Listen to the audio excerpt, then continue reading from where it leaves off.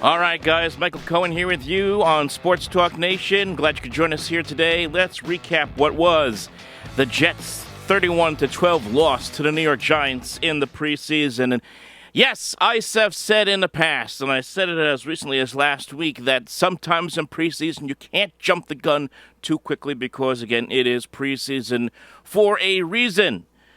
But if you are a fan of the New York Jets, you have to be concerned. You have to be worried about your offense because in this day and age of now 3 preseason games, and this, the Jets-Giants game, has been in the past, if you want to go based on that, when it was a 4 preseason schedule slate, usually considered a dress rehearsal in a way.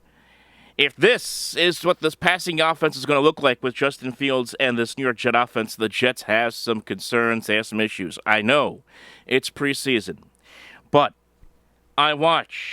you watched what happened last night between the Jets and the Giants with Justin Fields, 1 out of 5, 4 yards, quarterback rating of 39.6, did not look comfortable at all in the pocket. Now, there were a couple of plays here where the ball was snapped high.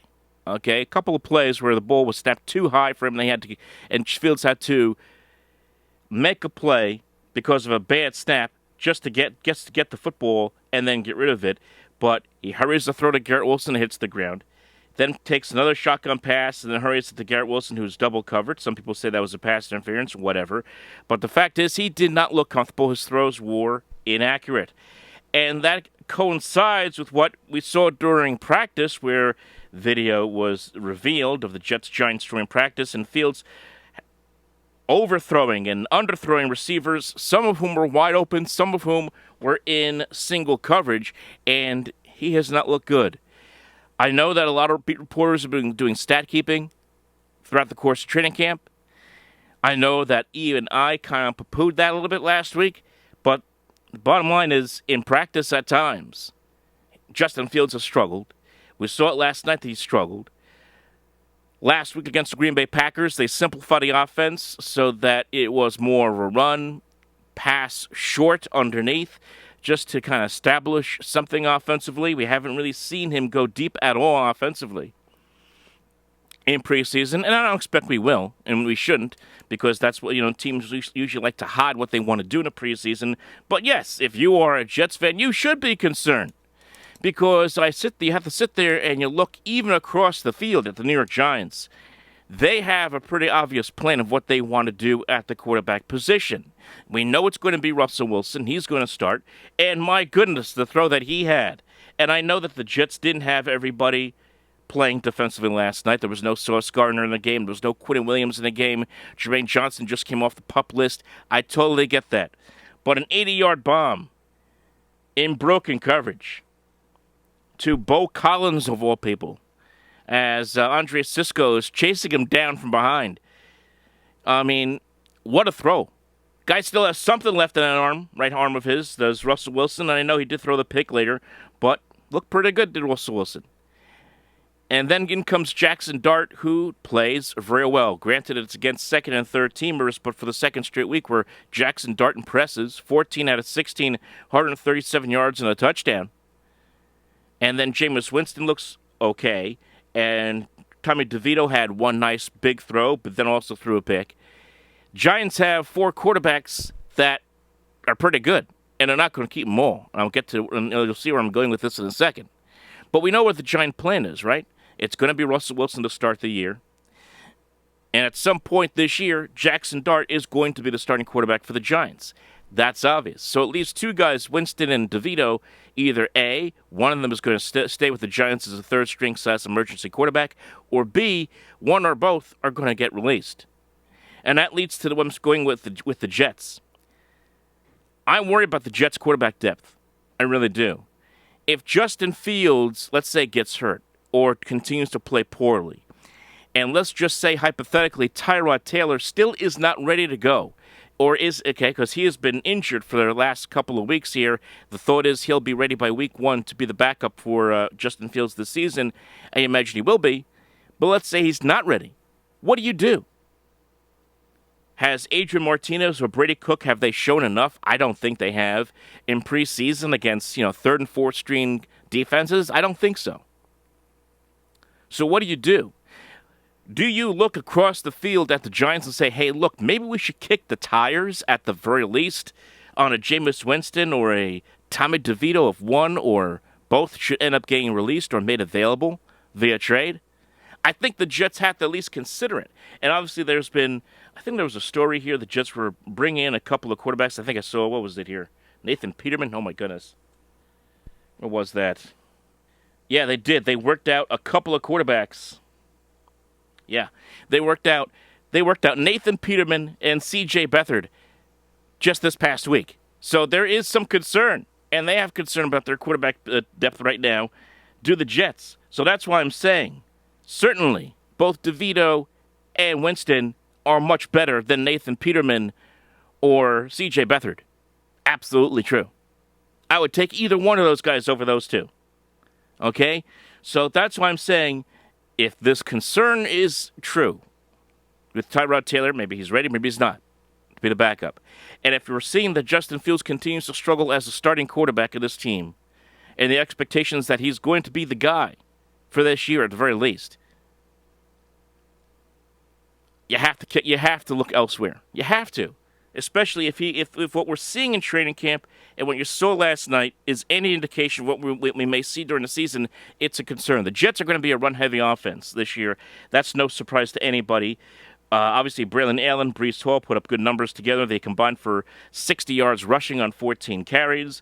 Obviously, Fields, when he is going right, adds a dimension to that at the quarterback position where he can run and make plays with his legs. Absolutely true.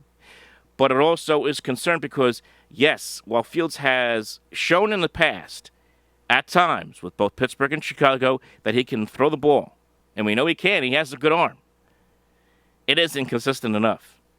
And that's my concern with the Jets moving forward. That's why I sit there and I say, what is the plan for the Jets at quarterback moving forward?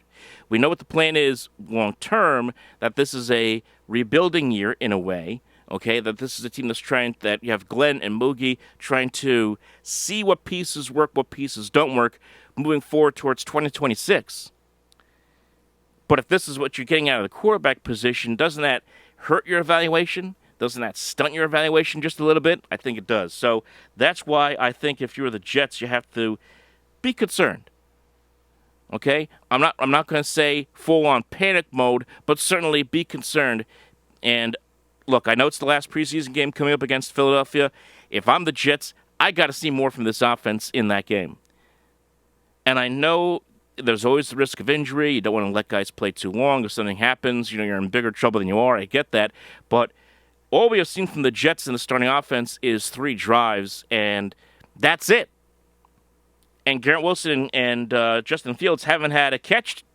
They haven't really gotten it together as far as the offense is concerned. No catches for Garrett Wilson yesterday. No catches for Breece Hall, who had a ball bounce off his hands yesterday. So I got to see more before the Jets go into that Week 1 game against the Pittsburgh Steelers, and that's not going to be when we do our predictions in a couple weeks. When we go through the schedule, that start of the schedule, especially those first 3 games, are brutal for the Jets, and even for the Giants. I mean, their schedule's not easy, of course, either. So don't think you're saying, man, Michael thinks that the Giants are going to be great. I'm not saying that. Giants have issues as well. They have a very tough schedule. They're young in spots, but they have a lot of talented pieces. Obviously, on the defensive side of the ball, especially the front 7, a lot of high expectations there. They have, of course, a great player in Neighbors at wide receiver. I have questions about the running game. I really do. I don't know if they can, if they're trying to establish the run. I don't know who's going to be that guy consistently. Is the rookie ready to be that guy right away? I'm not sure. Okay, so they're going to be having kind of a running back by committee there by the Giants, but at least we know at the quarterback position there's something of a plan. And if all goes well for the Giants, their hope is for Brian Dable and for Joe Shane that they do enough, and Russell Wilson and possibly most likely Jackson Dart at some point this year win enough games that they don't get fired at the end of the year. That's their hope. That's their focus right now here in 2025. And maybe the Giants could be a surprise team. A lot of people think they can be. I'm not sure. Especially when you have a schedule where you are the Giants and you open up with Washington, the team that was in the playoffs last year. You get Dallas, who I don't think will be very good this year. I think they could be terrible.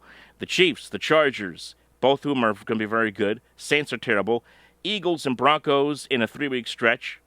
I mean, it's not an easy first half of the schedule. So that's where I stand right now on this preseason game. Again, I'm not going to go full analysis, play by play. Here's because it's not worth it in the preseason. Because we know that at different times you have players coming in, you have players coming out. Not everybody played. I get that.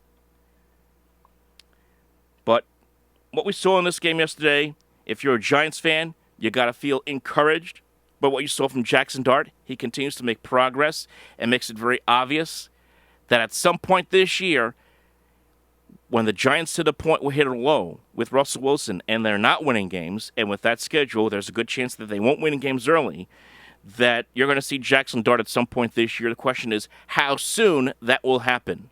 And when he does come in, don't expect to see those kind of stats we've seen in the 2 preseason games. Expect it to be a little bit worse against much stronger competition and starting defenses. And then from the Jets, again, I'm very worried about this quarterback situation. I'm worried about Justin Fields. I hope he proves me wrong. I really do. I hope he proves me wrong come week 1 against Pittsburgh. But if what we're seeing is dink, dunk, run the ball, 14, let's just say that you have like 75 plays, right? And let's just say you're running the ball 50 times. Where's the offense? Where are you moving the ball forward here in this pass-heavy league that we now live in here in 2025 in the NFL? So I'm very concerned about the Jets quarterback situation moving forward. And if I were the Jets, again, Jameis Winston, Tommy DeVito, one of these guys is going to get released by the Giants, you would think. Okay? They can't keep 4 quarterbacks. I would try to get one of them. I really would. And at the very least, have that kind of security knowing that, okay, if Tyrod Taylor is not healthy to be the backup, and if Justin Fields continues to struggle, I can try to go to this guy, and maybe I can win some games here in year 1 of the Aaron Glenn Darren Moji regime. We'll see what happens. Folks, leave your thoughts below, like and subscribe, and we'll talk to you next time. We got some baseball to talk about. Obviously, the Mets up and down week this week, especially after yesterday with the rookie pitcher. We'll talk about it next time right here on the Sports Talk Nation.